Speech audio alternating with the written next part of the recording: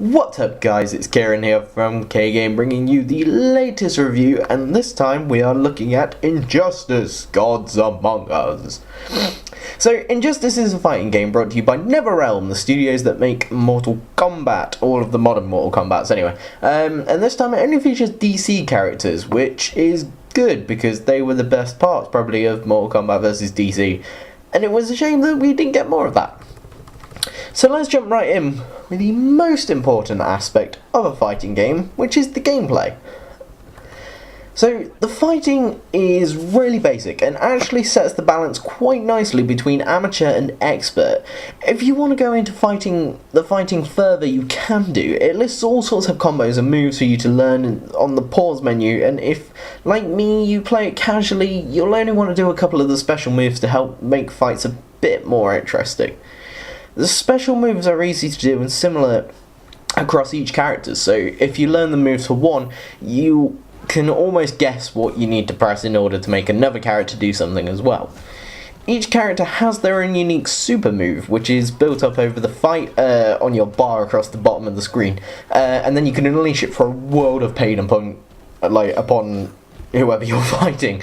I really enjoy these. Each one is tailored to the character, and each one feels fucking awesome when you pull it off. Like, no matter how many times you do it, it's gonna feel fucking awesome.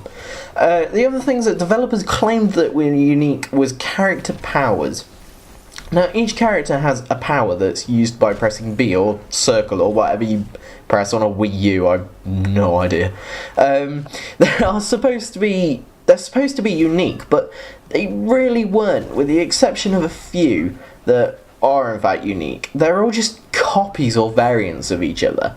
I think, for example, Wonder Woman has the ability to change her lasso of truth into a sword. Not like a direct change, she can switch whether she uses the lasso or the sword.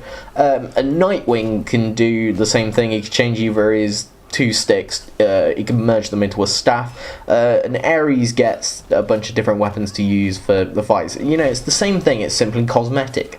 Another example is Superman. Superman gets he gets a power boost basically, and so does Shazam and Bane in the same sense. And one more that I think was just the biggest piss take was the Green Lantern and Sinestros. They are the exact same power, but one is green and one is yellow. What the hell? That's just lazy. So let's move away from that and talk more about the other features that aren't fighters, I guess. The game has a story mode, but that's not going to keep you entertained for long at all, because not only is it short, but it never varies at all. You'll do odd little mini games that are cosmetically different, but they are just the same thing throughout the story, and then it just jumps into a fight. If they should have learned anything from Mortal Kombat vs DC, it was that fighting games do not work with a story. The story was good, like, it would work well in, like, a comic, for example, but it doesn't work in a fighting game because all you do is jump from cutscene into a fight, and that's it. It's really boring. There's no replay value to it at all, really, because everything you could do in that, you could just do in a normal battle mode. Now, after you finish with the story, you can take to doing a Star Lab mission instead. Now, Star Labs is a funky set of mini-missions that you do with each character, and they are all unique and tailored to the character, except for maybe the exception of the first one, which is teaching you how to use a couple more of the combos and moves with each character, which I really like, and was a really nice idea to do for, like, the opening missions. This sounds really cool when you hear it from me, but I was really looking forward to it, but they just ended up being ridiculously difficult and were quite poorly made, and there was just no need for them to be that either complex or that hard to do, and you know, they were just so harsh and punishing for just the tiniest little things, and good luck getting 3 stars on them with, like, on every mission without breaking a controller in half, because it is so frustrating to do. I do enjoy the stages that you can fight on, however the level transitions are really cool and they look amazing when you do them. However, I would have liked much more, and I'm really quite pissed off that some of them are literally just carbon copies of each other. Again, copy. Arkham Asylum is has got a counter map to it, which is the Joker's Asylum. They are the exact same. The same thing. The same level transitions, the same interactive backgrounds, which is also a really nice feature that I forgot to mention. Like, they are all the same. They just look different. That's all it is. And again, the biggest piss take of the lot. Wayne Manor. You can do it in the day or in the night. That's it. Oh, such a letdown. They needed to really think much more about where you can play and come up with many, many different maps and make each one individual and awesome.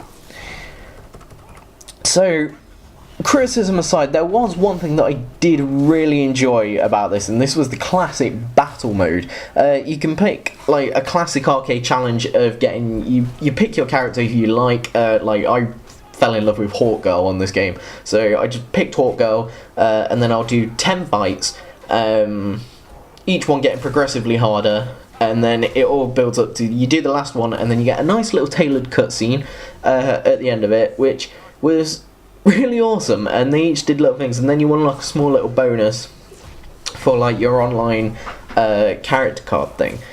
And then what I really enjoyed as well was that you can do multiple versions of these classic battle things. Like, for example, there's one where you'll be poisoned, so you'll be losing health all the time. There's one where you get a random buff or debuff, like both people will start with half their health gone, or both people will have increased super speed, and they were really fun. Or my favourite one, which was getting given a random fighter to fight against someone else. Like, I got paired up with Bane and I had to fight Wonder Woman, and I lost quite a lot. Let's just leave it there, really. This was easily, though, my favourite part of the game. Another positive thing that I thought they did really well was actually each character. Each character plays very different. There are no copies of characters. Despite them having similar powers, nobody was the same. Like, the Flash is probably the quickest fighter that there is really there, and all of his moves are tailored around that speed aspect. Like, Green Arrow is also really quick, but he's got a lot of range on his side. And then to counter that, you've got Deadshot, who has range, but it's, he's not as quick as Green Arrow, and he's a bit better when you are jumping into physical combat. I would say that Bane and Solomon Grundy are the only two that I found that are really similar, but 22 out of 24 characters being unique, and with 25 with Lobo coming out as DLC is a pretty damn good effort. Now, going back to another criticism, I would not play this game online at all, unless it was with your friends. I was feeling confident, and I wanted this character skin in particular for the Green Lantern. You can make him be the Yellow Lantern if you win one ranked fight online. Really simple to do. So I delved into it right away. I won the first one straight away, and I got it, and I was feeling quite confident. It was a good fight. It was challenging, but we both put up a really good fight, and I won in the end. So feeling confident, I wanted to do a next one. My opponent had chosen Aquaman. Now, something you should know about Aquaman in this game: he is fucking overpowered to shit. And oh my god, the spam moves I cannot even begin to describe to you how bad it is to play against Aquaman. And Killer Frost as well is another one. People will just pick Aquaman or Killer Frost, mostly Aquaman, all the time, and you'll be met with pardon the pun, you'll be met with a sea of spam moves. The same move over and over and over again, allowing you to not even get close to your opponent, because that's all they will do for the entire fight. It really takes all of the fun out of a fighting game, and people do not have the same etiquette of fighting games that I seem to have. They just purely seem to care about winning, and they do not care how much they do it. It was not fun at all. It really, people should be banned for that, or they should change, Aquaman's move should not have been made so that you can just do that over and over again, because it is not fun at all, and it really takes the piss and ruins the entire online experience. I don't think now, because I've got that skin, I will ever play online again on this game, unless it is against my friends. Now, overall, this game is a really hard one to sort of rate. I know that I've took the piss out of it quite a lot with this review, and there's a lot of features that are quite naff, and when you look at it, it wasn't quite as impressive as I'd hoped it to be. But the problem is I've had a blast playing it. I've had so much fun playing. Like, me and my two housemates, which you can check out in a Let's Play that we've done, there'll be a link in the description. We've had so much fun playing it.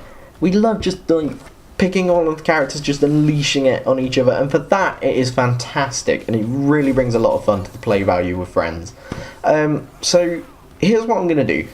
Technically, I'm going to give this game only a 6 out of 10, because the features that are really naff about it and we're hyped up to us are really naff, and it really lets the game down, unfortunately.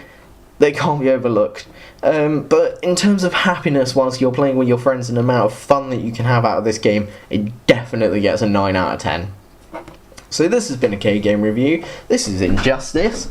Well, it's up to you whether you go out and buy it or not, but until then, guys, I will see you next time.